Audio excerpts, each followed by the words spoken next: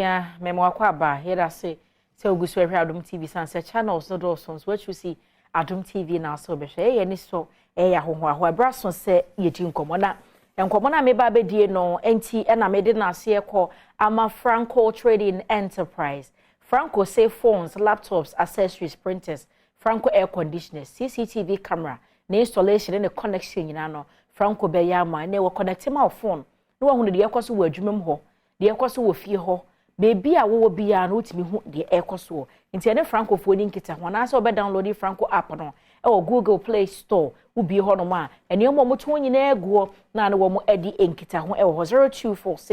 0246422338 and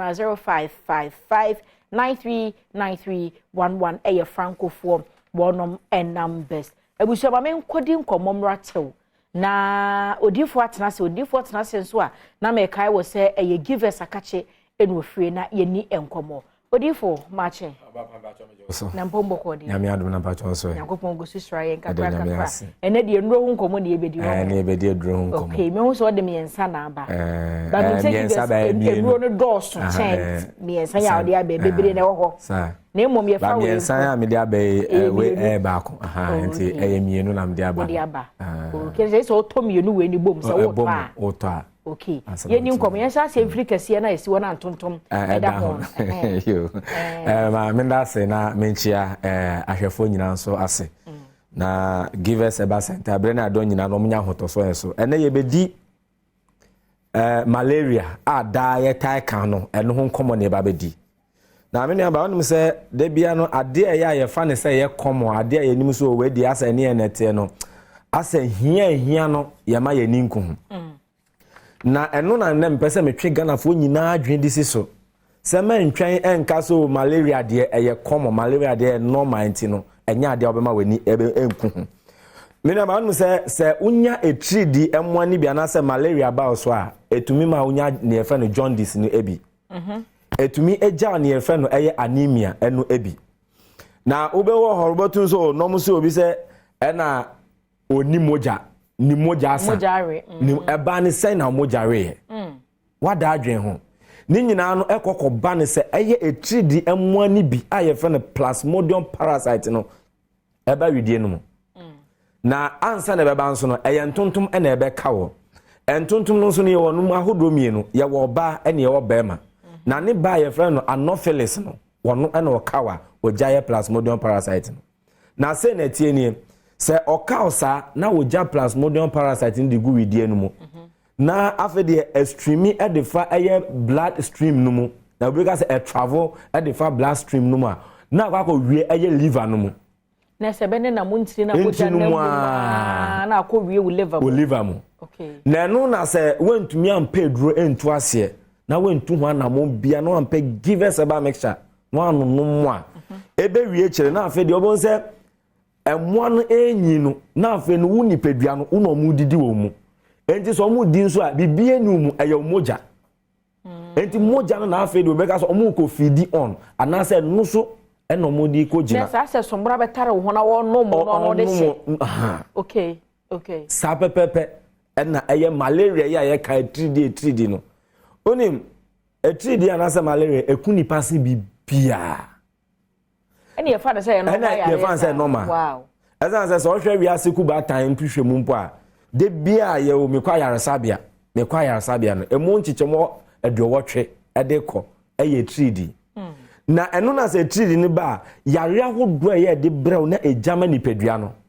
eno ne ya na eni enyan obonso obi nam ho na waye hoya na waye fita na neni nyina ye yellow neni aba ma wa ohwe me pacho tuwana mo ansa na akoko echire wo honum na me no wa ka say no ase wanumu entoso wanumu nyawo de aduane no kon no me pacho tuwana mo desuomu na wo tie susu na popo se che me pacho tuwana mo wo honum wo bo wa ba ko ene mienu ochena ne nansa so na fe de moja edi echire me pacho tuwana mo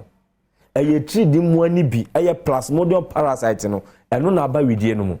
enti wentu ho anamo na wampe ebibiduro eye hahama ndubina ni dunsia give us about mixture ye twetwa ne ye dia fa ba afunim de kwan so a FDA fa agye de atum ne de aba adwaman so a yade ebe de ebe how ye pa enti bomodin na kope givers herbal mixture no bi sani awadi kan givers Ghana for ama na hotedin say givers a entontom eda ho enti entontom no eno eda ho no enti bacho obi biara no emmomodin na won kope eduro no ebi na onim say ekoba ne sanso a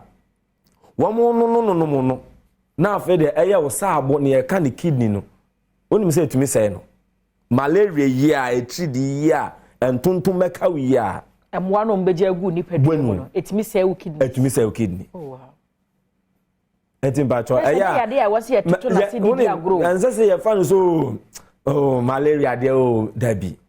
ene utifa oya ade echi aha abamu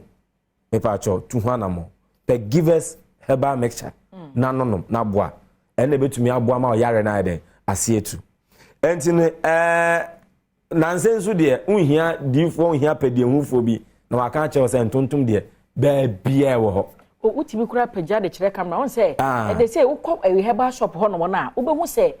ukọ kan ya de wa kura so pagivers ubehu asijiwe dabi me ba cho yare wo ho ye ntra ye duro thank you ye ntra yare ho duro dabi matra makọ de me ba cho manya bi da ko givers herbal mixture ka se no na ope ukọ na ebi ni wa akọ de ne shop anase pe ba bi a ubetumi enya bi ahomatrofo nso de me so mo hwe na o screen so na mo mabubo na ebia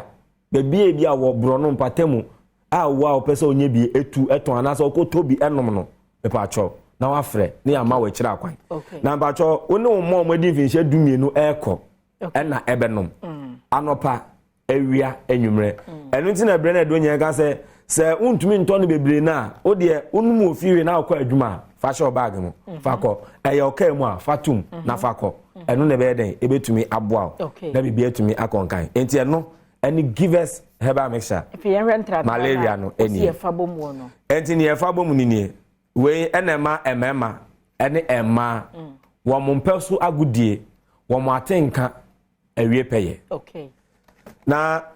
wonse mpempi no se ye de yadwen kobu yare ba ko na eno na ye tretre anaso be ka se eno won krabata hodododo na ano a eye etumi ba koko ayeta ka na mama ni ahodo ni nyina no eno ena ne dikan edem na oye ede brebe ma enuane ye di no ma mu nyina so de onim se starch ena ye mu ma entu yo ba o ye be ma eye de a obenya bi entini se koko ni mama etumi ma be ma sebi umpaso agudie eba fama na so be ma ye eba fama sanso na oba nso etumi ema watenka ekọ echire anasa wuni bi kura na beto oba bi oso me de mini atenka o me de mini feelings me pacho oba bia de men ka so wuni feelings enti we dra wo hia givers co capsules and have givers p capsules co capsules ni ni na p capsules no enu ni o mo so obi kasa na empampan anasa enka bi fi nenum ba obaka so we na ekuro na woni tirim na ekuro me pacho trimukro bie ni ho a ema mpampan bone anase obie nu mu eyinka ni nyina ye koko ene amaman ya asamu sapepepe okay enti pacho bomode na kope givers co capsules ene ni p capsules obi di ho a ewo ni minimu ene wo kwam ane se wo kwam ni obi di woni ni nsada ne ni so eni obi di woni sisi so betumi ebu ni mu ase anase obekoto pa de anya ade obetumi ade aye bida unya givers co capsules and have givers p capsules na eno ene beboa eno nti na givers p capsules no obo odiane eso wo begina so givers p capsules na ne mra ne anase ne nyeso ye wo begina so na ese ba ma bia no ebetumi agina so pedra ebetumi etu yare na se men ka so ene de me kodi mpa so agro nti no me kono akotwen da bi men kan ko high lawyer wo se de bia wo nom le tu yade na etu yare na se nyese wo ye krado so okofa na ko pa aphrodisia we mo agina da be we nye aphrodisia wo kono e de akako do ne twen ho yade nda so e wo ho okay enti me pa chobo modern na pe givers co capsules ene ni p capsules no bi na no no eno na betumi aba obi pe bia to herbal shop bia wo mayimu obenya bi okay pharmaceutical shop bia wo mayimu obenya bi licensed chemical shop ana be bia ton adro bia no obenya givers co capsules ene ni p capsules na wetumi de ediju na afere givers herbal mixture no so no eno so betumi ade enya bi wo ho na bibia etumi aba e bi obi penkyeremu bia eye 0501 556828 0501 556828 na woni yen eni nkomo na oba pansa na mesore so na makono onim se eye yen kofa ba ye na no for Dr. Solomon Kwabi ni ma me da fam okay ye ne na otwe da no etwemu nyame adom abosom ye bewremi ni da to so du next month October until November obeka say November 10th 11th and 12th ewo achim intro 9 achim intro 9 Eastern region brem ani nimpatem honom honom ene yie no bekoso ewo mate yeda se pabusia na se odifo no na ofri givers for akachidi no papa ya obenya biato wodwaso no wode hon komo abreye na me ho na nsa mekoro ma menka wo se ko school papa na wo your ba tan so afa wo ba e ko school papa school no